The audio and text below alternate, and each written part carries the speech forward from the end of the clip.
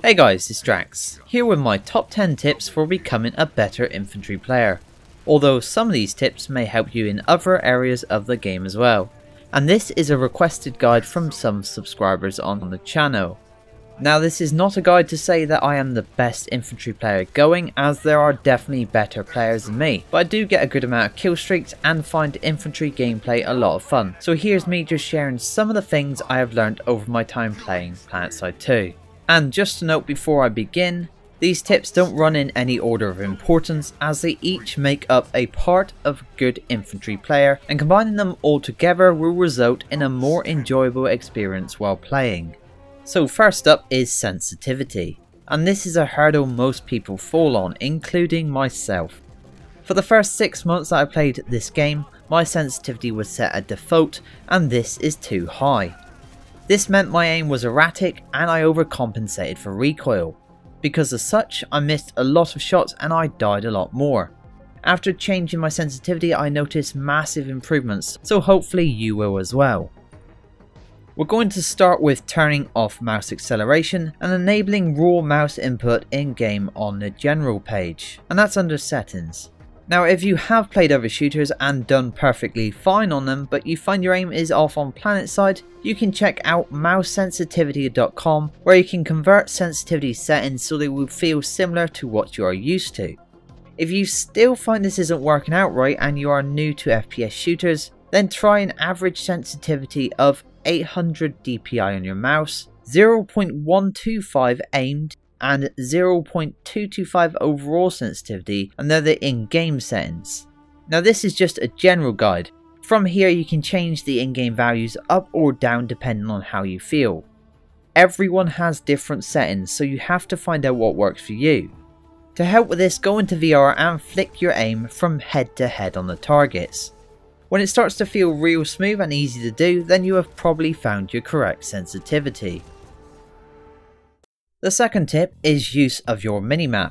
A lot of success revolves around good use of this.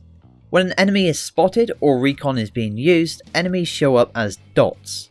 Motion spotters are even better at tracking the movements of enemies, allowing you to see what angle they will attack from. With good timing and application of the following tips, the minimap will become one of your greatest tools. So my third tip, and a very important one too, is to pre-aim. If you notice in the sensitivity tip, I said flick from head to head, and this is because headshots are a big deal in this game, mostly having the time to kill, so when applied to pre-aiming it's used in this way. Keep your aim in a central position even when moving around. You don't want it pointing at the floor. If you know or believe enemies will be walking around a corner or through a doorway, aim down sights and place your crosshair directly where their head would be. This is called being proactive instead of reactive. Being reactive means you have to waste time raising your weapon into the position to fire, whereas if it's already in the correct position you can fire the very moment you see them. But that's not it. Combine this with a fourth tip, pre-firing, and then you are cutting down your time to kill even more. Now even before they walk around the corner, remembering the use of the minimap, pre-fire where you think they would be, and if your crosshair placement is correct, they will drop so quick a few seconds later you will get a nice tell saying, "Hacker, you have been reported." And from their point of view, it will feel that way.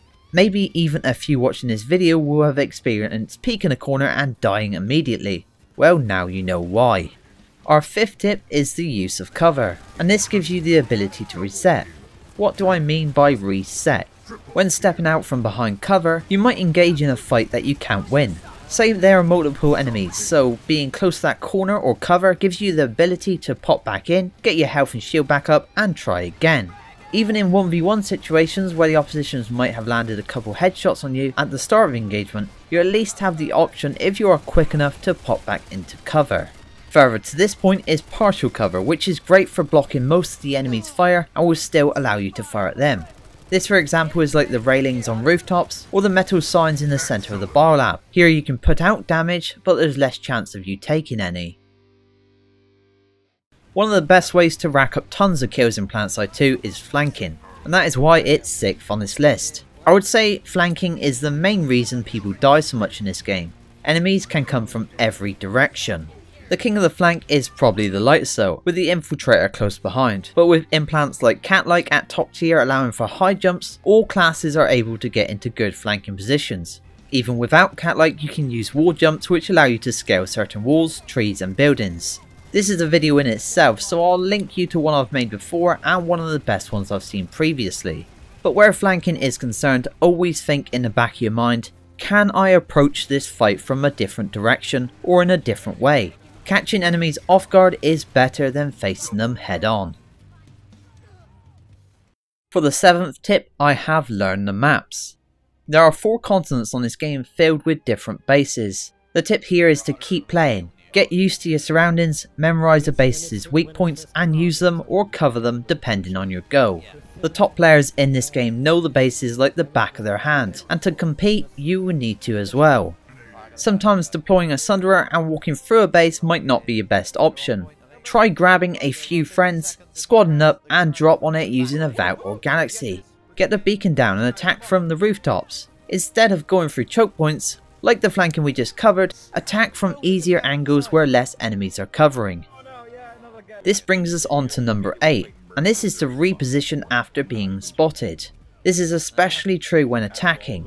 If you are spotted coming from one side of the base, normally enemies will reinforce that doorway to limit your chances of getting in. Even when the spot wears off, they still expect you to try again, so the best thing to do in this case is to find another way. This is also the case when flanking. Once spotted, the element of surprise can be ruined, and there goes your massive 20-man C4 combo kill. So you need to be adaptable and reposition when needed to keep yourself alive, keep the enemies guessing, and keep the kill streaks going. Number 9 on the list is how to enter rooms. Yes, it's that time. Do or die. 20 seconds are left on the cap before the other faction take it, and your faction is throwing guys into the room to save it. How do you enter the room to maximise enemy kills and reduce the chance of you being hit by bullets both from the enemy and friendlies? You go around the sides. Charging into the centre of a room full of enemies is a great way to get yourself killed. The better option is to try this tactic. Stick to the walls as you enter the room, shooting enemies as you move around the sides. This way you take out the guys on the edges, and friendlies firing into the room have much less chance of hitting you and more chances to kill the guys in the centre. Using this tactic I've been able to get behind the other faction on numerous occasions, allowing for great montage clips. And finally we have the 10th tip, which is to learn your weapon. Every weapon is different and takes a while to master. From the stats you can see where the weapon shines and get a feel for how it should be used. If a weapon's fire rate is slow but is accurate, then it's probably better at range. Fast with more recoil, then it's probably better in close quarters. Usually the longer you use a weapon, the better you get with it and the better you position yourself to suit it. Every time I pick up a new weapon, I first head into VR to see how it performs. This is a simple way to learn the recoil patterns, counter it and buy the correct attachments for optimization. Further to optimizing the weapon with attachments, you may need to learn how to burst fire with it. A good example here would be the Gauss Saw, which is the standard issue LMG for the NC Heavy Assault. For a new player this can be a tough weapon to get control of. First up we're going to attach the 2x sight and the advanced forward grip, which I believe comes as standard. I then advise buying the compensator and combining that with the high velocity ammo. After that all we need to work on is recoil and burst firing. This weapon has straight up vertical recoil, so when firing you pull down on the mouse to counter it. To remain accurate while doing so, I'd suggest firing between 3 to 5 bullets at a time. When mastered, this weapon is quite a force and still a favourite of many who have done so. Mastery over different types of weapons will make you more versatile, so you'll be able to use the best weapon for whatever situation you face. You might even become so effective with certain weapons that you use them beyond their basic roles. This is often the case with veteran players who have used their chosen weapons over a long time. Knowing the weapon so well, they practically nullify its recoil or other downsides to make it work in nearly every situation. You can always get a sidearm as well to pair it with that weapon to make up for whatever weak points it has. Say I'm using a fast firing weapon, I'll go for a slow hard hitting sidearm. If I'm using a slow accurate weapon, then I'll go for a fast firing CQC sidearm. Well, that is it for my top 10 infantry tips. I even included a mini weapon guide there at the end, so I guess you could say it was a guide within a guide. Hopefully this has been informative and helps you guys get more enjoyment out of playing PlanetSide 2. If you have any questions, please leave them in the comments section below. I also know there are many vets who watch these videos, so if you guys have any points you'd like to include which could be useful, please leave them in the comments section as well. As always, thank you for watching, please like and subscribe for future content, and I will see you next time.